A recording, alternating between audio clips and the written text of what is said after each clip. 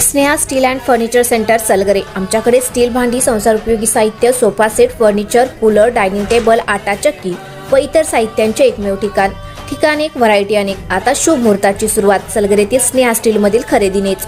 वाजवी दर, सजवा फर्निचरने तुमचे घर। सर्व साहित्यावर बजाज फायनान्सची खास सोय उपलब्ध। स्टील भांड्यांना 5 वर्षे गॅरंटी, तर फर्निचर साहित्यास कीडवाळीपासून लाईफ टाइम वॉरंटी। खात्रीशीर खरेदीसाठी मिरज पूर्व भागातील एकमेव ठिकाण Sneha steel and furniture centre Salgare. आमचा पत्ता रवींद्र वस्त्रनिकेतन शेजारी सलगरे। संपर्क 90 96 25 91 38। प्रत्येक बातमीतील घटनेच्या वास्तविकतेची तुलना थेट पाहत रहा चांगली अपडेट। एरंडोली जिल्हा परिषद मतदारसंघात भारतीय जनता पार्टीचा प्रचार सध्या जोरात सुरू असून याच पार्श्वभूमीवर एरंडोली परिसरात भाजप उमेदवारांच्या प्रचाराला चांगला प्रतिसाद मिळताना दिसत आहे। एरंडोली जिल्हा परिषद गटाच्या उमेदवार सुमनताई खाडे आणि एरंडोली पंचायत समिती गणाच्या उमेदवार जयश्रीताई पाटील तसेच मनीषा रामगोंडा पाटील यांच्या प्रचारासाठी गावोगावी भेटीगाठी घेत जनतेशी थेट संवाद साधण्यात आला। या प्रचारादरम्यान भारतीय जनता पार्टीचे सर्व पदाधिकारी, कार्यकर्ते मोठ्या संख्येने उपस्थित होते।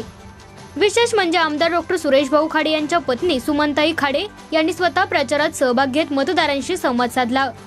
त्यांनी प्रचाराचा आढावा घेताना जनतेला पुन्हा एकदा कमळाला मतदान करण्याचे आवाहन केले। यावेळी बोलताना सुमनताई खाडे म्हणाल्या की एरंडोली जिल्हा परिषद मतदारसंघात भाजपने राबवलेल्या विकास कामांमुळे या भागाला नवी दिशा मिळाली आहे। आगामी काळातही विकासाचा वेग कायम ठेवण्यासाठी जनतेने योग्य निर्णय घ्यावा। कोणत्याही भूलथापांना किंवा दिशाभूल करणाऱ्या आरोपांना बळी न पडता केवळ झालेली आणि प्रस्तावित विकास कामे लक्षात घेऊन मतदान करावे असे आवाहन त्यांनी केले। एकूणच या प्रचारामुळे एरंडोली जिल्हा परिषद गटात भाजपचे वातावरण अधिक भक्कम होत असल्याचे चित्र दिसून येत असून कार्यकर्त्यांमध्येही उत्साह संचारलेला आहे।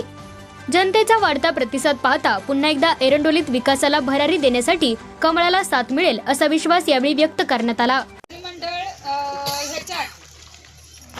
भाऊ मंत्री असताना आपल्याला भरघोस असा निधी भाऊंनी इथं आपल्या मतदारसंघात दिलाय आणि परत एकदा आपल्याला भाऊंना मंत्री झालेलं बघायचंय आणि भाऊंना पालकमंत्री पण झालेलं बघायचंय आणि त्यासाठी भाऊंना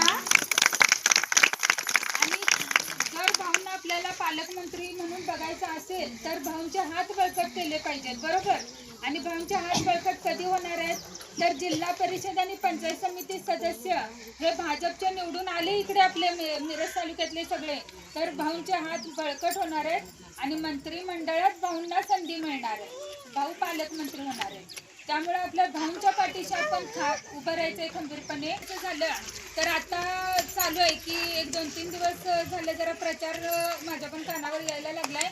आम्ही शिकलेले आहे, आम्ही पण शिकलोच हो, आम्ही कुठे अडाणी आहे। माझं शिक्षण सांगू काय तुम्हाला माहिती नसेल, माझ्या चेहऱ्यावर जाऊ नका, मला चेहऱ्यावरून किंवा माझ्या ह्याच्यावरून दाखवून द्यायची मला गरज नाही। माझं BCom झालंय। आज सलगरे सारख्या ठिकाणी एक HPCL पेट्रोल पंपाची मी